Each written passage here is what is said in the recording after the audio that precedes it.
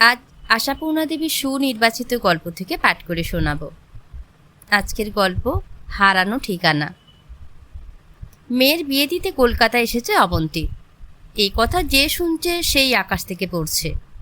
না, কলকাতায় আসার জন্য নয়, বিয়ে দেওয়ার জন্য। অবন্তীর বিয়ের ঘটনাই তো এখনো ভোলেনি অনেকে। অবন্তী দিদিরা বসে আছে বড় বড় মেয়ে নিয়ে। সবাই বলছে, উমা সে কি?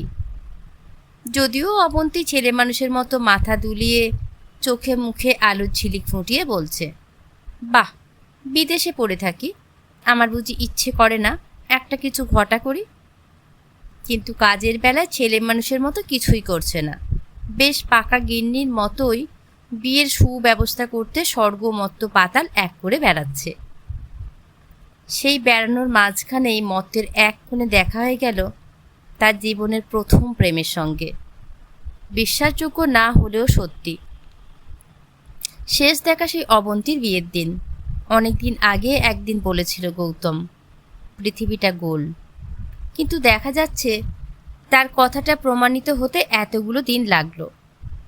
শাড়ির দোকান থেকে নেমে ঘুরে দাঁড়াতেই মুখোমুখি হয়ে গেল। গৌতম অনেকক্ষণ থেকেই দেখছিল। গৌতম নিঃসংশয় ছিল। অবন্তীর নিঃসংশয় হতে কয়েক সেকেন্ড লাগলো। তারপর অবন্তীর স্থান, কাল, লোক, ভিড় বিস্মিত হয়ে ওর একটা হাত চেপে ধরে বিহ্বল উচ্ছলতায় বলে উঠল, গৌতম। গৌতম এই প্রচণ্ডতা আশা করেনি, বরং দ্বিধাগ্রস্ত ছিল। চিনতে যদি না পারে পরিচয় দিয়ে দেখা করবে, না ভিড়ের স্রোতে হারিয়ে যেতে দেবে।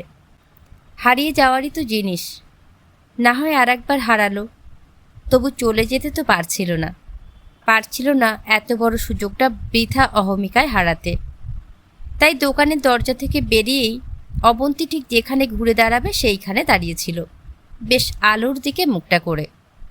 অবন্তী যে কোন দিকে ঘুরবে তা অবশ্য জানাই হয়ে গিয়েছিল তার। দেখেছিল গাড়িটা কোন দিকে রেখেছে, কিন্তু খুব একটা আশা ছিল না। সেই ক্ষীণ প্রত্যাশার খাতে হুড়মুড়িয়ে এসে ঢুকল বন্যাস্রোত। অবন্তী সেই ধরা হাতটায় প্রবল একটা আবেগের চাপ দিয়ে বলে উঠল, গৌতম, সত্যি তুমি? গৌতম অবশ্য জ্ঞান হারায়নি। সে আস্তে হাতটা আলগা করে নিয়ে মৃদু হেসে বলল, কেন, দেখে কি অশরীরী আত্মা বলে মনে হচ্ছে? বিশ্বাস করতে পারছি না, কার মুখ দিকে উঠেছিলাম আজ আমি। গৌতম, এসো, গাড়িতে উঠে এসো, কথা বলবো, হাজার হাজার কথা। গৌতমের মনে হলো রাস্তায় দাঁড়িয়ে এই উচ্ছ্বাসের চেয়ে বরং গাড়ি শ্রেয়। কিন্তু বলল, তা যেন উঠলাম, কিন্তু মিষ্টা তেড়ে উঠবেন না তো? এই ভ্যাগাবনটাকে আবার কোথা থেকে জোটালে বলে? আহা, আমার মিষ্টা তা বলে ওরকম নয়। অবন্তী এবার একটু ধাতস্থ হয়ে হেসে বলে, তাছাড়া মা ভই, তিনি আপাতত 500 মাইল দূরে। তাই নাকি? আর বলো কেন? অবন্তী কপট দীর্ঘশ্বাস ত্যাগ করে। তিনি নেমন্তন্ন খেতে আসবেন। মেয়ের বিয়ের বাজার একা করে বেড়াচ্ছি। মেয়ের বিয়ে? কার মেয়ের বিয়ে? গাড়িতে উঠতে গিয়ে চমকে প্রশ্ন করে গৌতম। অবন্তী প্রায় ওকে ঠেলে তুলে দিয়ে নিজে উঠে পড়ে বলে, কার আবার? আমারই। গৌতম ওর ওই তরুণীয় লালিত্যঝরা মুখের দিকে তাকিয়ে সকৌতুকে বলে, তাহলে ধরে নিতে পারি এখনো পুতুল খেলা ছাড়োনি তুমি? পুতুল মেয়ের বিয়ে? কি যে বলো, মোটেই তা নয়। অবন্তী বেশ গুছিয়ে বসে বলে, কেন, সত্যি মেয়ের বিয়ে দেবার বয়স হয়নি আমার? ভাবতে হচ্ছে। অত ভাবাভাবির কি আছে? 17 বছর থেকে বছরখানেক বাদ দাও। বাদ দিলে দাঁড়ায় মাত্র 16।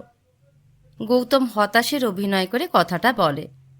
অবন্তী মুখটা একটু পাশ ফিরিয়ে উঁচু করে ধরে একটু রহস্যাচ্ছন্ন হাসি হেসে বলে, তাই 16ই। তবু এই বেলায় দিয়ে দিচ্ছি বিয়ে। আর বড় হতে দিলে কোন দিন আবার কোনখানে হৃদয় হারিয়ে বসে থাকবে আর সারা জীবন কষ্ট পাবে। গৌতম এ কথার উত্তর দিতে পারল না। গৌতম শুধু ওর কাঁচের মতো চোখের দিকে চেয়ে থাকল। অতঃপর ড্রাইভারের উপস্থিতি সম্পর্কে সম্পূর্ণ বিস্মিত হয়ে এইভাবে কথা চালিয়ে যেতে লাগলো ওরা, আমি ভাবতেই পারিনি আজও তুমি। কি যে বলো গৌতম, জীবনের প্রথম ভালোবাসা কি ভোলবার? আশ্চর্য, 17 বছর কেটে গেছে। দিন তো এইভাবেই ছোটে, কিন্তু দেখো, মনে হয় কি আমিও ছুটছি, আমার বয়স হচ্ছে? হয় না, শুধু মনে হয় দিনগুলো আমার উপর দিয়ে ছুটে যাচ্ছে, গড়িয়ে যাচ্ছে। আমি যা ছিলাম তাই আছি। আমি কিন্তু ভাবতাম তুমি কবে আমাকে ভুলে টুলে গেছো। কেন? তাই বা ভাবতে কেন? তুমি কি ভুলে গিয়েছিলে? বলো, ভুলে গিয়েছিলে আমায়? উত্তর দেয়া শক্ত, বোধহয় না। তার মানে ধরে নিয়েছিলে আমার চাইতে নিজে অনেক বেশি হৃদয়বান। কেন? হয়তো কিছুই ধরিনি। অধরাকে নিয়ে খেয়ে আর কি ধরতে যায় বলো? আরও কথা, ছোট ছোট কথা, অর্থহীন কথা, কোনোটা অস্ফুটে, কোনোটা বা উচ্ছ্বাসিত। মেম সাহেব, চমকে উঠল অবন্তী। ড্রাইভার নির্দেশ চাইছে। আর কোনো দোকানে যেতে হবে না বাড়িতে? না না, এখন আর দোকানে নয়। অবন্তী বলে, গঙ্গার ধারে নিয়ে চলো তো। কি বলো গৌতম? সেই আউটরাম ঘাটের ওখানে চক্কর মেরে। আউটরাম ঘাট, যেখানে ধূলিকণায় হয়তো আজও তাদের কথাগুলো বিলীন হয়ে আছে। গিয়ে দাঁড়ালে চিনে ফেলবে, কথা বলবে। এই তো তারা। কথা কথা, অজস্র কথা অবন্তীর। তারপর কি করলে বলো, তারপর কি ভাবলে বলো? গৌতম এই স্রোতের মুখে পড়ে ভেসে যাচ্ছে। হয়তো নিজের ভিতরে একেবারে গভীর স্তরে যে কথা অগোচর ছিল, সেই কথা স্পষ্ট হয়ে উঠছে তার নিজেরই কাছে। হয়তো অবন্তীর এই ব্যাকুলতার নতুন কথা সৃষ্টি হচ্ছে। তবু সময়ের সীমা একেবারে লঙ্ঘন করা যায় না, ফিরে আসতে হয়। আর ফিরে আসার সময় সহজ হয়ে আসে অবন্তী। বলে, মেয়ের বিয়েতে আসতে হবে, কিন্তু না বললে চলবে না। তার পরিচয়টা কি? পরিচয়? অবন্তী সগর্বে বলে, আমার বাল্যবন্ধু এই পরিচয়। মিস্টারকে দেখিয়ে তাক লাগিয়ে দিতে হবে না? কীরকম বন্ধু আমার একখানা। তাক লাগাবার কি আছে? বাহ, নেই। বলবো, এই দেখো, আমার জন্য চিরবিরহী, আজও আমার মুখ স্মরণ করে দীর্ঘশ্বাস ফেলে। আশা করি তোমার ড্রাইভার বাংলা ভাষায় অজ্ঞান। তা অজ্ঞানী। তোমার জন্য চিরবিরহী এ কথা আবার কখন বললাম তোমায়? না বললেও বোঝা যায়। ওই আনন্দেই থাকো। পয়সা নেই তাই বউ জোটেনি। তা একটু মধুর মিথ্যেতেই বা দোষ কি? অত রূঢ় বাস্তব না হলেও চলবে। আর সত্যি শোনো, আসবে লক্ষ্মীটি, আমি হাঁ করে বসে থাকব। অত ভিড়ে আমার যাবার দরকার কি বলো? আছে দরকার। অনেকের মধ্যে তুমি এক, একের মধ্যে অনেক। ভগবান তোমায় মিলিয়ে দিয়েছেন। বেশ তো, না হয় পরেই একদিন যাব। তুমি কি আমার মেয়ের বিয়ের উৎসবের আনন্দটা মাটি করে দিতে চাও গৌতম? রাত হয়েছে, অনেক রাত হয়েছে। এখন আর পথে পাওয়া বন্ধুকে ঘরে আসতে বলা যায় না। শুধু যা বলা যায় তাই বলল অবন্তী। তোমায় পৌঁছে দিয়ে আসুক? পাগল হয়েছ? নেমে পড়ল গৌতম। আচ্ছা বেশ, বাড়িটা চিনে গেলে তো? এটা আমার বড় ভাসুরের বাড়ি, এখান থেকেই বিয়ে। উনি আসবেন সেই বিয়ের দিন তিনেক আগে। নেমন্তন্ন পর্যন্ত হয়তো আমাকে সারতে হবে। উফ, তোমার ঠিকানাটা দাও। সর্বপ্রথম যাব তোমার কাছে, কার্ড ছেপে এলেই। আমার কাছে কিন্তু লিখে দেবার সরঞ্জাম কিছুই নেই, না কলম না কাগজ। আছে তোমার সঙ্গে? আচ্ছা মশাই, হয়েছে। তাড়া দিয়ে ওঠে অবন্তী। খুব ঠাট্টাটা করে নেওয়া হলো। মানে তুমি বলার সঙ্গে সঙ্গে ঠিকানাটা ভুলে যাব, কি বলো? হৃদয়ের পটে খোদাই হয়ে যাবে, বুঝলে? বলো বলো। মিথ্যেই মেয়ের বিয়ে দিতে বসেছ, স্বভাবে এখনও তেমনই আছো। নাও, বিছিয়ে ধরো তোমার হৃদয় পট, করো খোদাই। 78-2-3 শ্রীনিবাস মল্লিক লেন। কার বাড়ি? দিদির। যখনই কলকাতায় আসি ওই দিদির বাড়ি উঠি। আশ্চর্য, আমরা দুজনেই কলকাতা ছাড়লাম।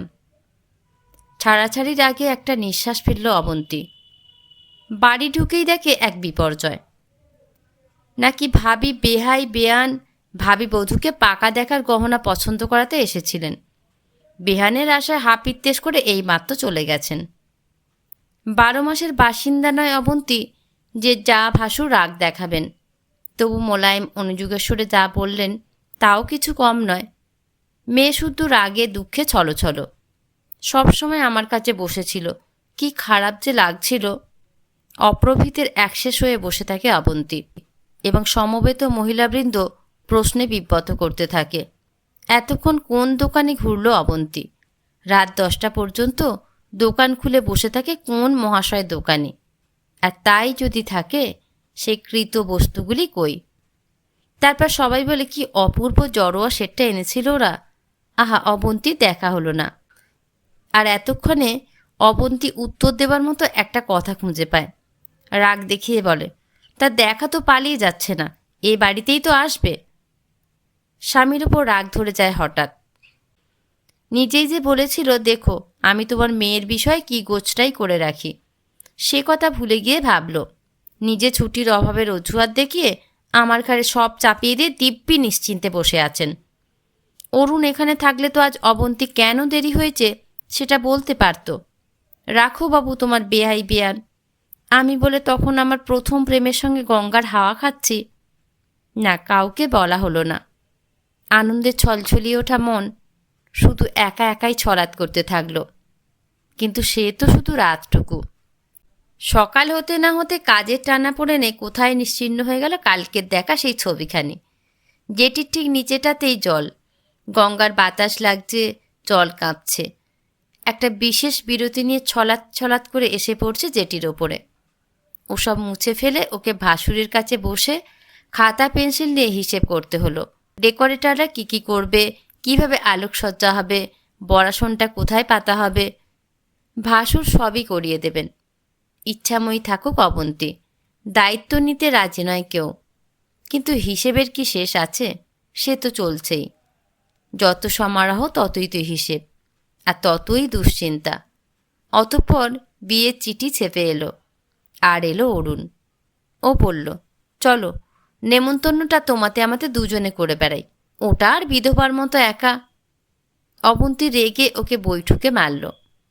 তারপর পরিপাটি করে সাজতে বসল। আর ঠিক এই সময় ঘটে গেল সেই ভয়ঙ্কর দুর্ঘটনাটা। হঠাৎ টের পেল গৌতমের ঠিকানাটা ভুলে গেছে, কিছুতেই মনে করতে পারছে না। মাথার মধ্যে যেন একটা তোলপাড় কাণ্ড হতে থাকলো। আর সেই তোলপাড় কাণ্ডটা অবিরত শুধু একটা ঝাপসা শূন্যতায় ধাক্কা দিতে লাগলো। অরুণ বলল, কি হলো? শরীরটা কীরকম লাগছে। উদ্বিগ্ন হলো বেচারা। বলল, যেতে পারবে না? অবন্তীর তারিখটা ভাবল। দিন আর কই। ভাবল, যাক এখন তো বেরিয়ে পড়া যাক, সেরে নেওয়া হোক এদিক সেদিক। ফিরে এসে মাথা ঠান্ডা করে ভাবলেই মনে পড়ে যাবে। প্রথম নেমন্তন্নটা আর হলো না।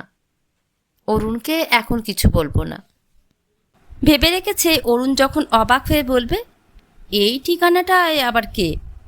তখন অবন্তী রহস্যের জাল বিস্তার করে বলবে, কেন, তোমার চেনা জগৎ ছাড়া আর কোনো জগৎ আমার থাকতে নেই?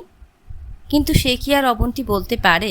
না, সে আর বলতে পারে না। অবন্তী প্রতি মুহূর্তের একাগ্রতা, তার প্রতি মুহূর্তের অন্যমনস্কতা নিয়ে শুধু সেইটুকু বলবার মতো পটভূমিকা হাতড়াতে লাগলো। কিন্তু হলো না। নেহাত সাধারণ একটা নাম আর সাধারণ একটা সংখ্যা হারিয়ে গেল চিরকালের মতো, যেখানে গড়িয়ে গাড়িয়ে পড়ে যায় অনন্তকালের হারিয়ে যাওয়া জিনিসগুলি। সবাই বলা বলি করতে লাগলো, খুব তো গুছিয়ে সব করছিলে ছোট বউ, হঠাৎ কি হলো তোমার? সবই দেখতে ভুলে ভুলে যাচ্ছ, মেয়ে শ্বশুরবাড়ি না পাঠাতেই এই? নেমন্তন্ন চিঠি সব বিলি হয়ে গেল। যারা আগে আসবার তারা আগে এসে ভিড় জমালো, যারা পরে আসবার তারা বিয়ে ডাকতে এলো। ভাসুর বললেন, কলকাতায় কি লোক আর বাকি রাখুনি অরুণ? যা বললেন, বড় মানুষই দেখাতেই তো 7 তাড়াতাড়ি মেয়ের বিয়ে দেওয়া। আলো জ্বলল বিস্তর, বাজনা বাজলো বিস্তর, শাঁখ বাজলো বিস্তর। যে যেখান থেকে এসেছে সবাই বলতে লাগলো, হ্যাঁ, অমুকের মেয়ের বিয়েতে আমোদ আহ্লাদ একটা করা হলো বটে। অবন্তী মেয়ে সাজালো, বরণ করলো, বাসি বিয়ের কি লাগবে তা গোছ করলো, আর নিমন্ত্রিতদের আদর অভ্যর্থনা করতে গেল। কিন্তু সত্যি তাই কি গেল অবন্তী? নাকি হাজার মুখের মাঝখানে হঠাৎ একখানা অলৌকিকের স্বাদ বয়ে আনা মুখ দেখতে পাওয়া যায় কি না তার সন্ধান নিতে গেল। সবাইকে দেখেই হাসতে হচ্ছে। আরে এসো এসো, এত দেরি করলে যে? ও মা, কত বড় হয়ে গেছে! আচ্ছা, তোমার এই এতক্ষণে আসা হলো? এমন সব টুকরো টুকরো কথা অনবরত কইতে হলো, কিন্তু সেই ঝাপসা শূন্যতাটুকু যেন আড়াল করে রইল চেতনাকে। অতএব সমালোচনাকে ঠেকানো যায় না। সে স্রোত বইছে, মৃদু, তীব্র, তীক্ষ্ণ। কীরকম অহংকারী অহংকারী ভাব দেখছিস? মানুষকে যেন দেখেও দেখছে না, চিনেও চিনছে না। সত্যি যেন আকাশে ভাসছেন। আহা, জানিস না, ও একরকমের স্টাইল। যেন আমি আছি অথচ নেই, যেন কি আমার হারিয়ে গেছে সেই নিধি খুঁজছি আমি বিশ্ব সংসারে চোখ ফেলে, আর বিশ্ব সংসার চোখের সামনে দিয়ে ভেসে যাচ্ছে। এ স্টাইল আবার কবে থেকে চালু হলো? লেটেস্ট বুঝি এটা? নিন্দে হচ্ছে, হবেই। এত আলো, এত উৎসব, এত সমারোহ অবন্তীরই সব। অথচ অবন্তীর মন যদি এখন মাথা কুটতে যায় অন্ধকারে বসে একটু ভাববার জন্য, সেটা কি অসঙ্গত নয়? এই অগাধ পাহাড় সমুদ্রের স্বাদের তরণী ভাসিয়ে চলতে চলতে অবন্তী যদি সামান্য একটা হারিয়ে যাওয়া ঢেউকে খুঁজে মরে, নিন্দে না করে করবেই বাকি লোকে। প্রথম নেমন্তন্নের প্রথম কাঠখানা নয়, তবু একখানা অবন্তী নাম লিখে তুলে রেখেছে। এখনও বর বাইরের আসরে বসে থাকার সময়টুকুর মধ্যেই গাড়ি নিয়ে ছুটে বেরিয়ে যেতে পারে অবন্তী। অনায়াসেই পারে। গিয়ে বলতে পারে, খুব লোক তো, বাড়ি চিনিয়ে দিলাম, একবার বুঝি আসতে নেই, আর আমি ভেবে নিয়ে বসে আছি রোজ দুবেলা ধর্না দেবে। সত্যি গৌতম, কাজের চাপে মাথা তুলতে পারছিলাম না। আপত্তি শুনবে না, ধরে আনবেই তাকে। বলবে, তুমি কি চাও আমি মেয়ের বিয়ের উৎসবের মাঝখানে অবিরত শুধু তপ্ত দীর্ঘ নিঃশ্বাস ফেলি? হয়, এখনও এই সবই হয়। যদি এখনও মনে পড়ে যায় সেই হারিয়ে যাওয়া ঠিকানার ভাষাটুকু, কত নম্বর কি যেন লেন, মন এত বিশ্বাসঘাতকতা করল। যেমন অহংকারের পরাকাষ্ঠ দেখে বলেছিল, কাগজ কি হবে, বলে যাও, খোদাই হয়ে থাকবে। তখন তো তাই ভেবেছিল অবন্তী। সময়ের পায়ে মাথা খুঁজে সেই সময়টুকুকেই যদি আবার ফিরিয়ে আনা যেত। সমস্ত অহমিকা বিসর্জন দিয়ে অবন্তী বলতো, এই তো আমার বটুয়ায় কলম, নোটবুক সবই মজুদ। অবন্তীর মেয়ের বিয়ের উৎসবে অবন্তীর পুরানো বন্ধু এলো না। এ দুঃখ আর সহ্য হচ্ছে না অবন্তীর, শুধু এক অপরিসীম লজ্জা। তাই বারে বারে শুধু মনে হচ্ছে, ওর সঙ্গে যদি দেখা না হতো। কী লাভ হলো দেখা হয়? দেখা না হলে তো অবন্তী এখন উল্লাসে উৎসাহে হৈ হৈ করে বেড়াতে পারত। মনের সমস্ত অনুভূতি দিয়ে শুধু একটা ফাঁকা আকাশ হাতড়ে মরতো না। একটুখানি সূক্ষ্ম ব্যঙ্গের রেখা আঁকা একটা ঠোঁটের ভঙ্গি যে অবন্তীর সমস্ত সুখকে আচ্ছন্ন করে ফেলছে। অবন্তী দেখতে পাচ্ছে সে ঠোঁট থেকে উচ্চারিত হচ্ছে ছোট্ট একটি কথা, জানতাম, জানতাম ভুলে যাবে। ভুলে গেছে অবন্তী, ছোট সেই ঠিকানাটুকু ভুলে গেছে। কিন্তু সেই ভুলে যাওয়াটা ভুলতে না পেরে যে অবন্তীর প্রতিটি মুহূর্ত বিস্বাদ হয়ে গেল। বাকি জীবনটা একটা লজ্জার বিদারণ রেখায় বিদীর্ণ হয়ে থাকল। এ কথা কি জানবে সে? না, কোনো দিনও জানতে পারবে না। পৃথিবী গোল, এই নিয়ম অনুসারে আবার যদি কখনো কোথাও তার সঙ্গে পথে দেখা হয়ে যায়, অবন্তীকে আর হাত চেপে ধরে বলতে পারবে, গৌতম, সত্যি তুমি?